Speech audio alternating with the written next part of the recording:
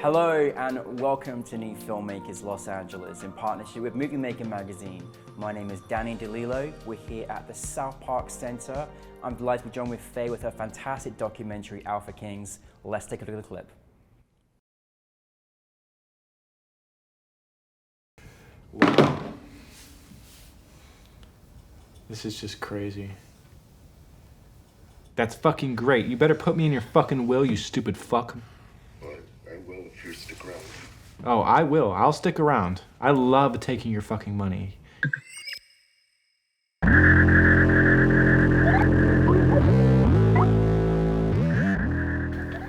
Oh, there's children.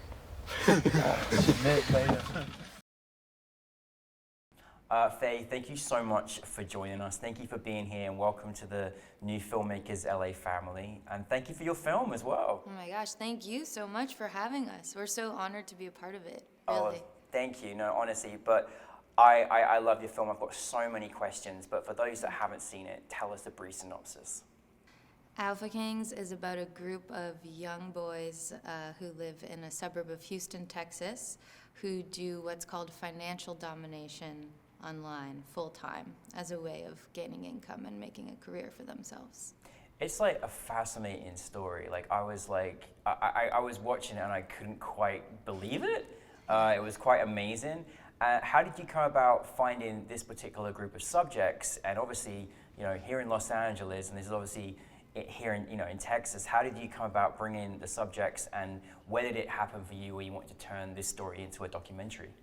Yeah, so we had been doing some research in the world of fandom and had been looking at several different profiles, really dozens or even hundreds of profiles of content creators. And then we came across this group of boys in Texas, and we found their profiles on Twitter. Their profiles are very public. They have thousands of followers on Twitter. And we were really interested in them in particular, partially because we noticed that they were a group of friends who were doing this kind of work together, and it seemed like sort of almost a bonding experience. Yeah. We were interested in the fact that they, would get together to do this kind of work as teens just get together to hang out on a Friday night. And, a lot of times it would happen on Friday night. Actually, pretty much any night of the week. But we were also interested in this group in particular because we noticed that they were in this sort of conservative town, and the dichotomy between the area that they live in and the type of work that they do was really interesting to us. So that's how we decided to focus on this group in particular. And obviously, they've obviously got quite a fan base in this area and line of work. How were they in terms of you as a director making a documentary and approaching them? How was that experience for you? They, they were really open. We were very lucky. They were sort of touched that someone was interested in their life enough to bring a camera and want to document the type of work that they do and the kind of lives that they live. And as you said, their profiles are public, and they're used to, thousands of followers and having some acclaim through their master pseudonyms. So I think it was natural for them to feel kind of in the spotlight. Yeah. But we were really grateful. They were super open with us. We hadn't met them in person before we started filming with them. We had only spoken to them over Zoom and Skype. So when we got there, we didn't know what to expect. And immediately they just let us in and let us kind of be a fly on the wall to film these highly intimate scenarios where they were, it was very vulnerable for them as subjects. So we were very grateful to them to have that. And they're very excited about the film. And they've been very happy with the release of the film. And that was very important to us in terms of approaching the subject matter as directors. Yeah, absolutely. I think what's interesting too is that they all kind of, live amongst each other, obviously in this very conservative town as well, probably small town. And, they've got this line of work where they're actually making, quite a lot of money as well through their, experience and their online profiles. what was one of the most surprising things that you experienced when you were working with them? For me, when I was watching it, I was like amazed at how casual they were. It was like they're carrying on eating and they're like on camera, just like having a conversation with someone. And I was like, oh wow, it's like super casual. It didn't feel like almost alarming. It was almost too casual in some respects. Yeah, I think that is something we were very surprised by actually how little goes on behind the camera, how they would sort of just set up the camera and let hours go by and really do these kind of mundane activities like eating Chick-fil-A or, just sort of hanging out and talking with each other. And we were very struck by the fact that clients wanted to join and be a part of that, almost just sort of to feel connected to someone else on the other side of the screen, not even necessarily to have a direct interaction with them, but even just to each be sitting there participating in a shared moment. People would want to pay for that. And, so we were very surprised by that. And the style in which we shot the film, I think, really leans into that. We would leave the camera in a still long take without cutting, without moving, so you could kind of feel this mundanity and you could feel time passing and, really feel that not a lot happens sometimes on the other side of the camera.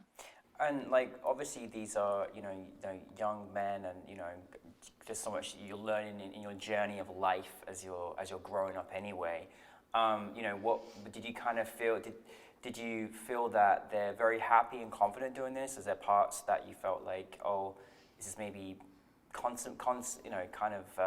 in place of something that's missing in their lives? How did you kind of experience that with your subjects? I think that they genuinely feel that this kind of work is the best opportunity for them right now, which Enrique and I think says a lot about our socio-political climate in America.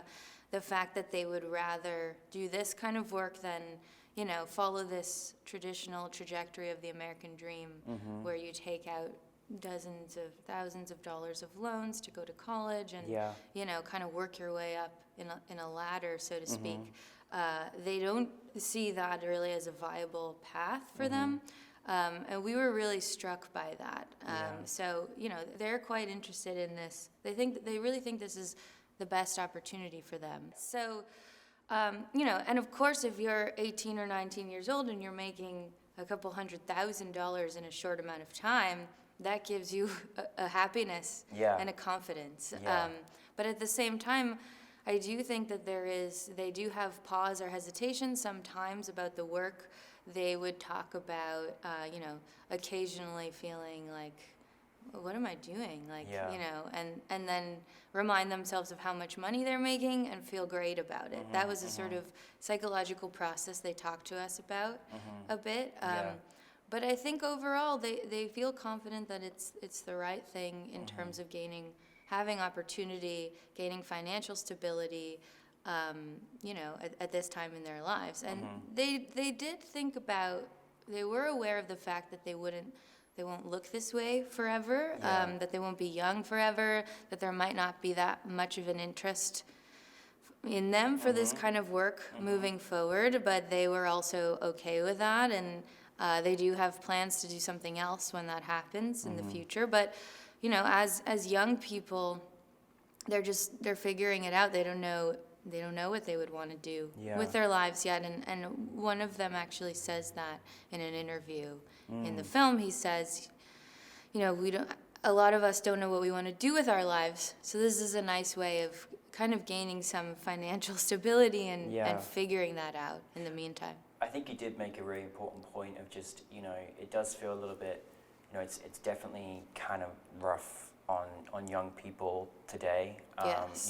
It really is. I mean, everything from just the financial stability and how much things are costing. Yeah. It was overwhelming when I was growing up, and now I feel like it's almost got worse. And I think even where social media's got a great impact and a negative impact, and it swings and roundabouts. But having directed this film, which you did so well, I really felt like you took us in the lives of what they experienced, and they all seem like lovely young people. and you almost feel, yes, on one hand it's great they're financially stable, but on the other hand you're like, damn, where did we go wrong? Yeah. Did you kind of feel that a little bit too? Yeah, I think, the film is sort of about, it meant a lot to us to approach the subject without judgment, to Yeah. approach it from a place of empathy. Yeah. Because of what you're saying, it's harder than ever to buy a house. Yeah. It's very hard for young people in this country. We're up against a lot in terms of trying to have as much as the generations above us did. Yeah. It's much harder.